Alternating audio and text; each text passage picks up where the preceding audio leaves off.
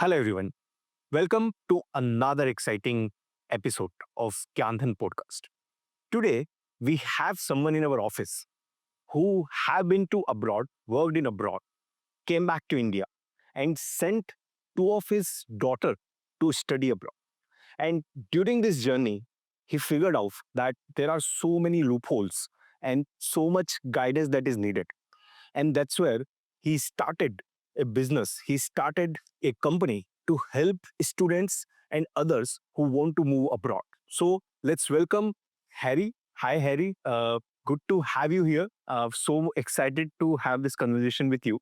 Thank you for having me over at the GyanDhan podcast. And thanks for the nice introduction as well. So although some of it is overboard, but then yes, I'll take.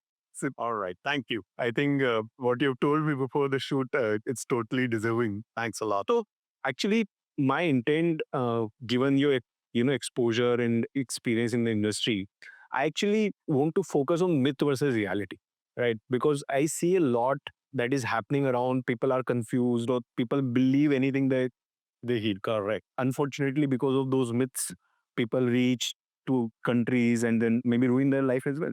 Oh, yes, they do. And this is a life changing decision. Even if you are a student going abroad, it's life changing for the parents as well. They spend their lifetime savings and all. So this is very important. Before we go ahead and dig further, first I actually want to hear from you as a parent rather than anybody else. Right, you mentioned that you sent your daughters abroad, right, to England. Correct. So as a parent, what was your thought process? Why not India? So India is growing, India is world class institution now. So why you felt that need of sending, and now you have sent? How are you feeling now? Like, is it right? It was a right decision, not a right decision? Well, it's a good question here. Let's start from this was 2005. My elder one cleared her 12th exam. I was in US at that time. She said, Dad, I got 96%. And I was delighted. She had sciences, but she wanted to be a chef. Okay. So I was a little disappointed. As a father, you see, a doctor is a better nomenclature than being a chef. Parents are built at. No offense towards the chefs, but yes, that's how it was, right? So I did tell her, like, in case you want to be a chef, then let's be the best chef in the world. She wanted to study in India. So as a father, I wanted to push her abroad. And I had traveled across the globe. So I knew the level of education. And I'll be very honest with you. Mm. Up till 12th grade, Indian education system is excellent. Little overbearing, but excellent. But the moment you enter your college, it dips down drastically.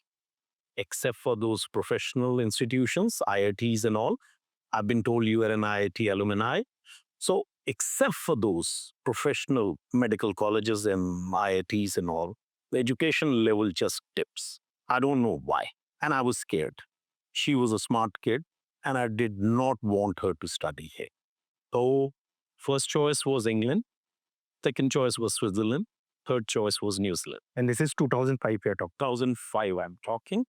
So I decided, did some recce, moved around, even had gone to the university in England before sending my kid over there. So you can understand I was a concern and a hands-on parent. Yeah. Right. Then she was a little reluctant, Mm. but 15 days down the line, when she was already there, she said, Dad, you were right and she was wrong. So that was the first compliment I got from my daughter. All right. But the process was little rigid at that time. Things were not that streamlined. You had to study a lot. There were few people who could help you out. The industry had not evolved as much as it is now. But that also meant that there were less fraudulent people as well.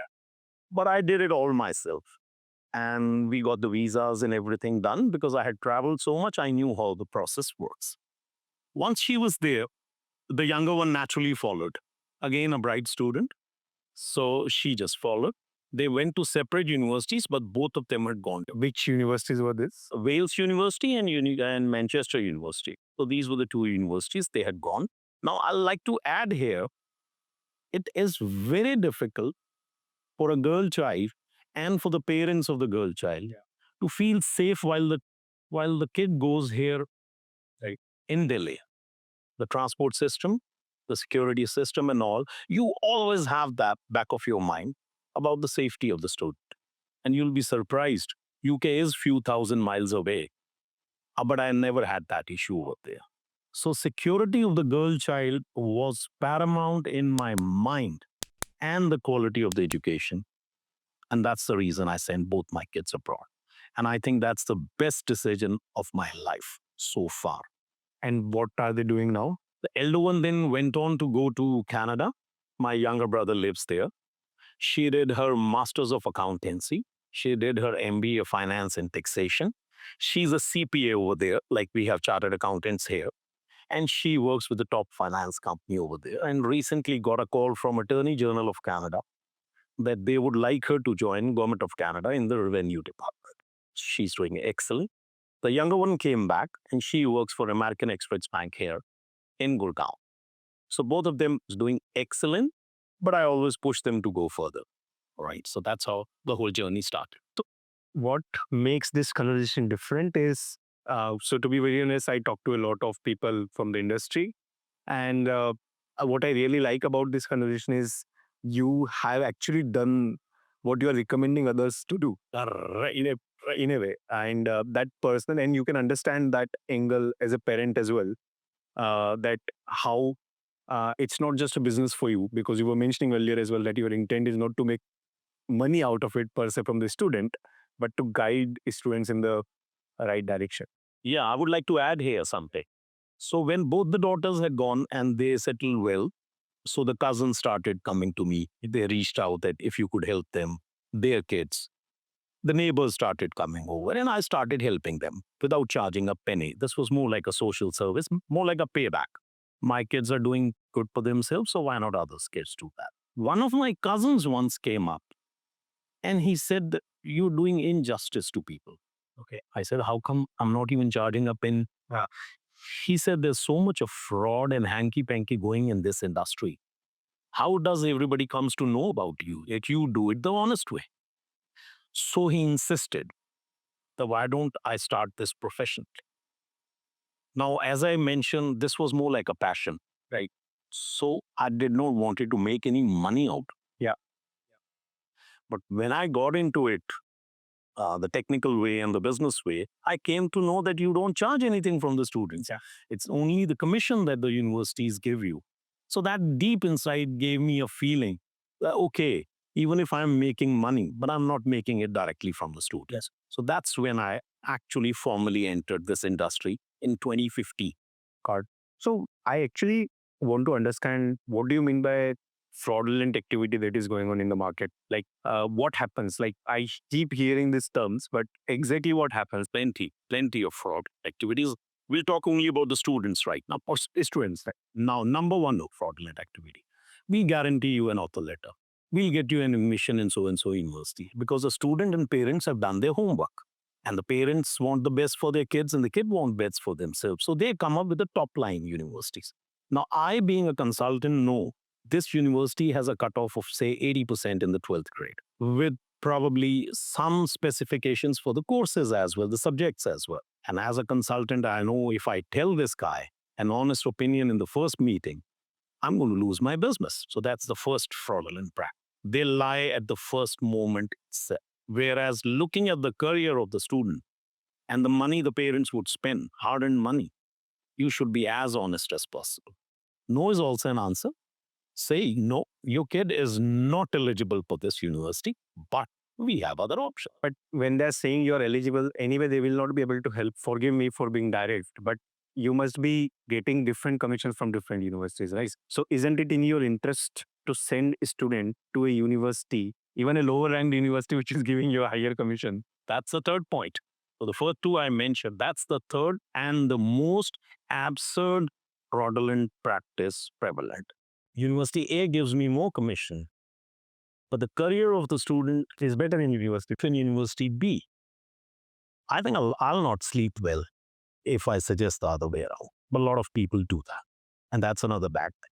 They would even tell you to move to some other country. Go to Cyprus. No offense to Cyprus. Beautiful country. I've been there. Nicosia and all is lovely places to be there. But my student wants to study in STEM. wants to get into automotive.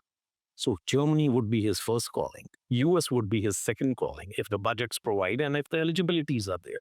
And you're sending the kid to Cyprus, not only diluting the level of the university, the level of the courses as well.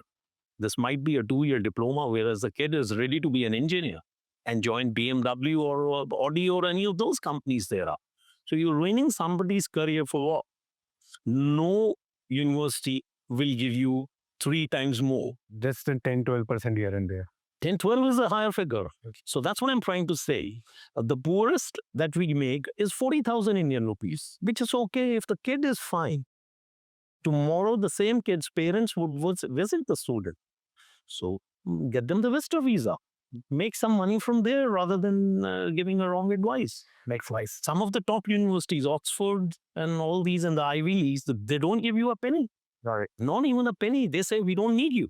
Everybody knows about us. Even then, we don't misguide the student. We tell them, okay, in this circumstances, we are not on the panel. They'll not give you a penny. So we'll charge you 10,000 or 15,000 rupees as a token administrative fees from point one right up till the visa filing, right? And we are very upfront in the first moment itself that we're not making a penny. We are not on panel of this university. But this university is right for your career growth. So do not even try to misguide. So that's the biggest mistake you make.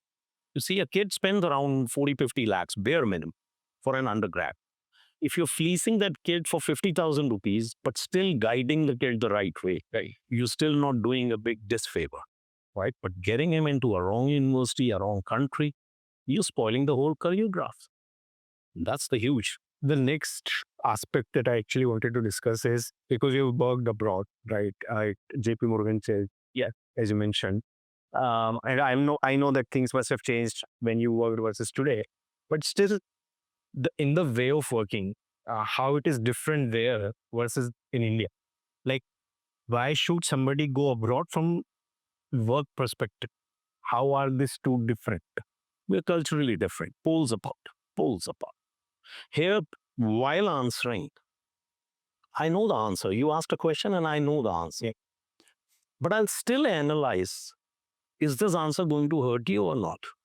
Or should I roly-poly the answer? Should I cuddle it a bit? Should I make it less blunt? Whereas the honest answer would always be the same. That's the big difference. We don't train people to be as honest. Whatever comes to your mind, the first thing is the most honest opinion. Okay. Then you try to politicize it. You make it less blunt. That's one.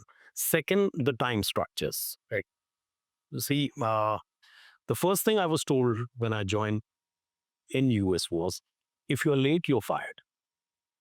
Don't come to office that day. Say 10 o'clock morning is your reporting time. By 9:45, you know that you'll be late to office. Most of us know that. Either we are on time or we are late. Call your manager and say you're not coming today rather than coming at 10:05. Right. That's the huge difference. That saves everybody's time. That saves everybody's life structure. So we are a little less honest. I'm not saying we are dishonest. And we are less punctual as well. And time is like that attitude, that chalta hai attitude, we need to change. And the moment a kid lives in that first world country for 6 months, he learns it the first thing. What NDA teaches you or IMA teaches you here, that whole country will teach you there. That's the difference. For a middle class society, so should they evaluate at every point in time, let's say when they're having admissions at the bachelor level, at the master's level, that should I have him or her study in India versus abroad? And how to take that decision? That isn't the right time to send, or maybe I will send it in for the masters, or should I send it like maybe studying abroad is not like everybody's cup of tea. So what are those 3-4 parameters that somebody has to look through, especially as a parent, while deciding if I should very plan in that direction? And then the most important factor that we discuss on the first meeting. I normally do ask parents their budgets, but that's more or less to have a ballpark figure. But there are other aspects which are more important. So if you're coming for an undergrad, in India, normally you're 18-year-old when you clear your 12th, 17 plus or 18. Now, a kid he has or she has some dreams. Parents have some aspiration for their kids. Then there are peer pressures.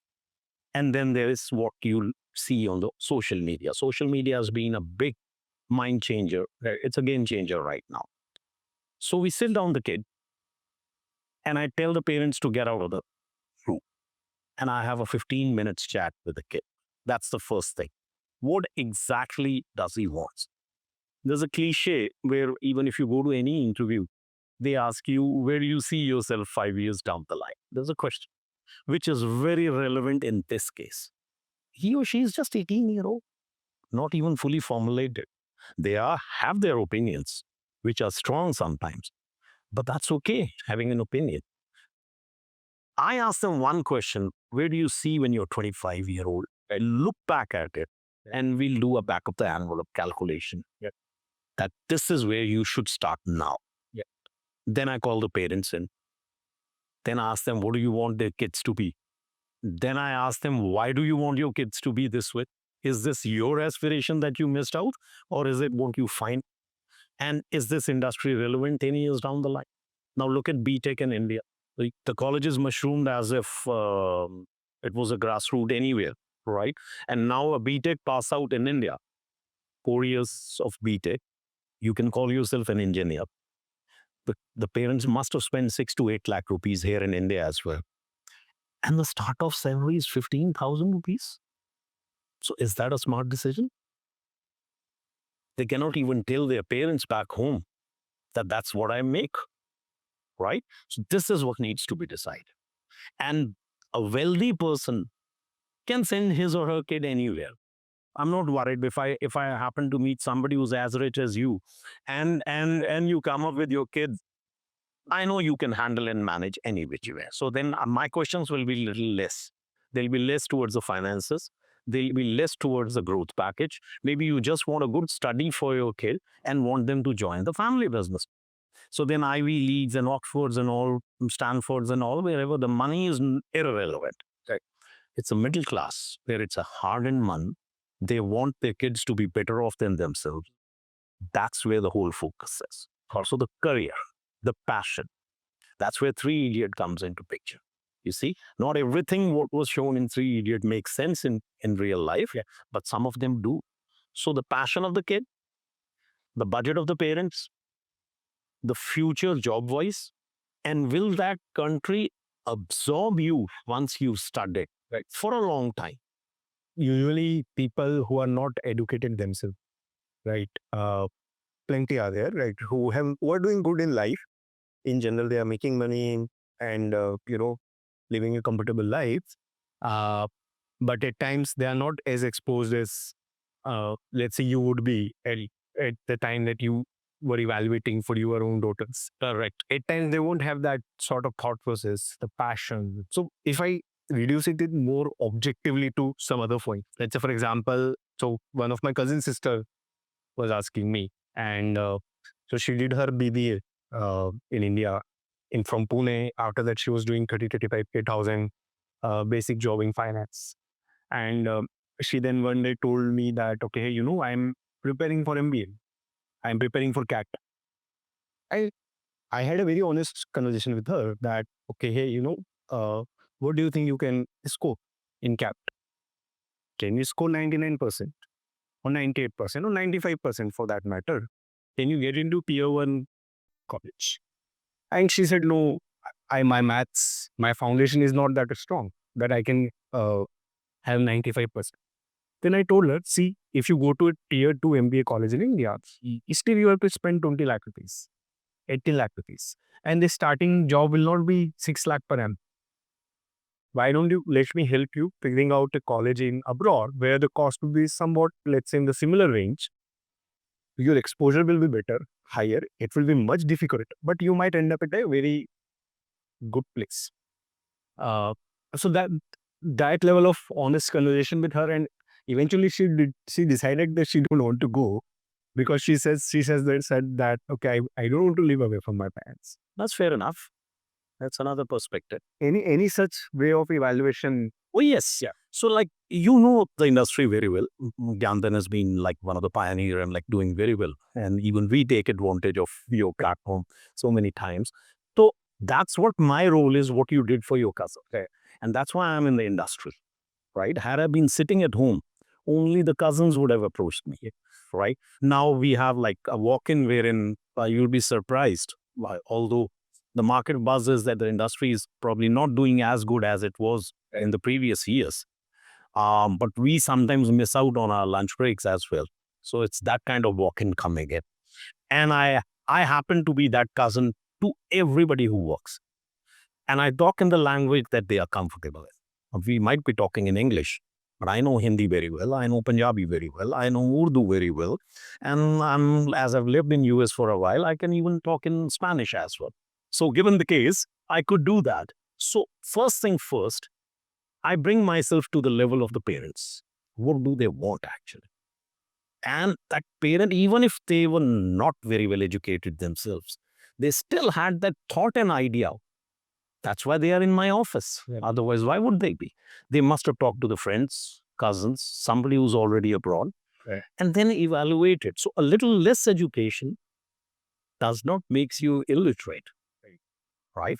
If they happen to be in my office, that means they've done their homework. All they want is an assurance from somebody and the right guidance. And they're worried.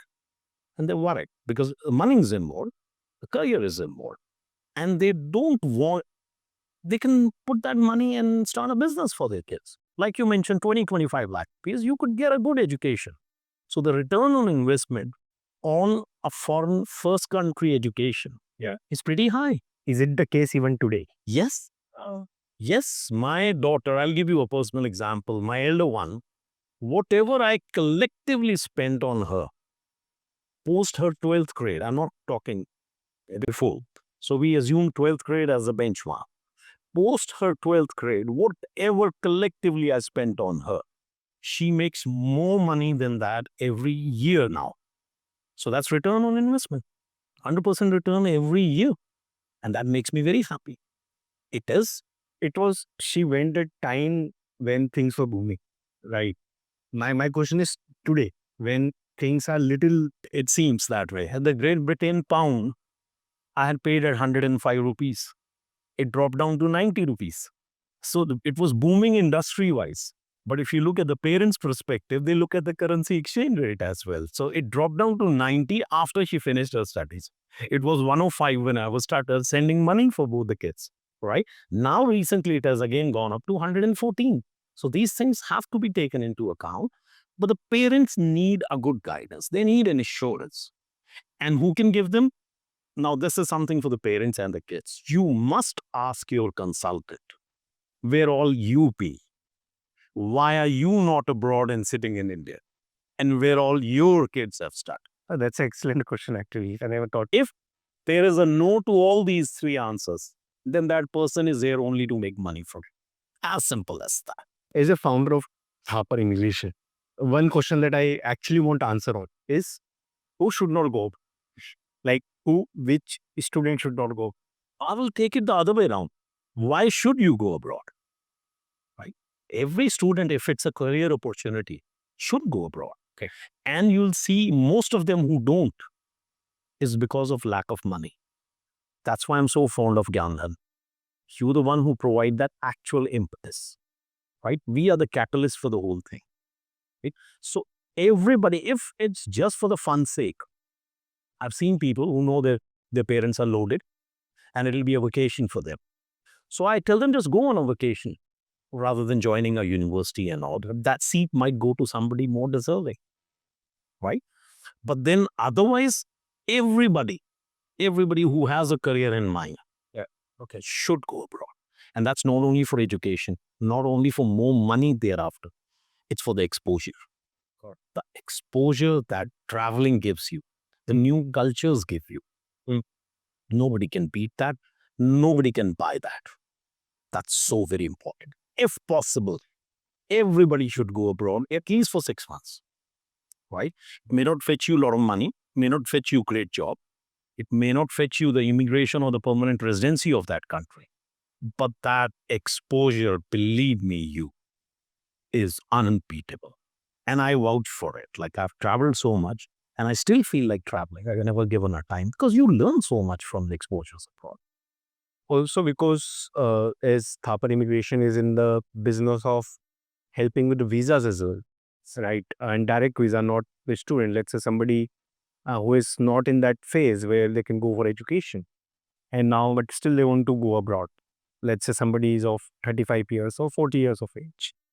So what is the route for them for different countries? What exactly do the immigration officers look at? Well, here I'll promote Thapar Immigration a bit. So if you are between the age bracket of 18 and 55, Thapar Immigration might help you any which way. That's why I tell the parents as well, don't come to me when the kid is in 12th grade. Right? Come to me when the kid is in 10th grade. God, there's a 2-year window. Yeah. And there is perfect chance of settling the parents and the other kid abroad as well, rather than just sending the student. And that's where we really excel.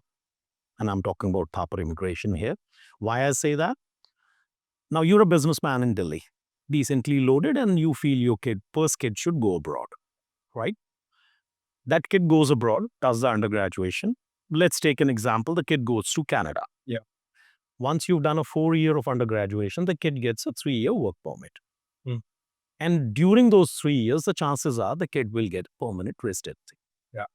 Now, in this whole process of 6-7 years, Right. you probably end up spending 1 crore Indian rupees, and that kid is settled. If that kid can get you the permanent residency of Canada, then you're mistaken. But it works the other way around. Makes sense. When the kid is in the 10th grade and the parents have a business and they have an inclination to move themselves as well, we come up with a business plan where by the time the elder one is in 12th, we get the permanent residency for the whole family. So if there's a younger kid, ma'am, husband, and the first kid, all 4 of them will get a permanent residency. What will they do there? That's what I'm saying. If the inclination is there, we will set up a business for them, relevant business over there, and at a lot lesser cost.